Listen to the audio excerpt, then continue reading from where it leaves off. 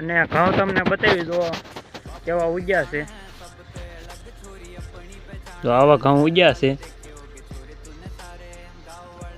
એક પાણી જે પાછું એટલે ઘઉં બધા સરખા નીકળી જાય છે.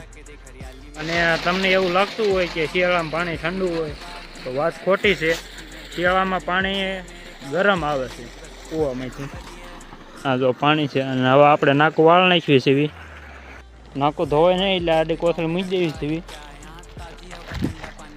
કોથળી મૂકી દીધી અને ક્યારામાં પાણી હાલતું થઈ ગયું છે. મારા દાદાની વાડીમાં લોટરી હાલતી હતી એટલે એ વાડીમાં આટો મારવા આવ્યા છે. જો લોટરી હાલે છે ને બતાવો આ ઘઉં વાયા છે. લોટરી હાલે છે, થોડીક બાકી રહે છે. આમાં ડુંગળી વાવી હતી અગાઉ. અને દાદાની વાડીએ આવી એટલે વચમાં બદામ આવે છે એટલે જોઈ છે બદામ એક પાકી છે કે નહીં.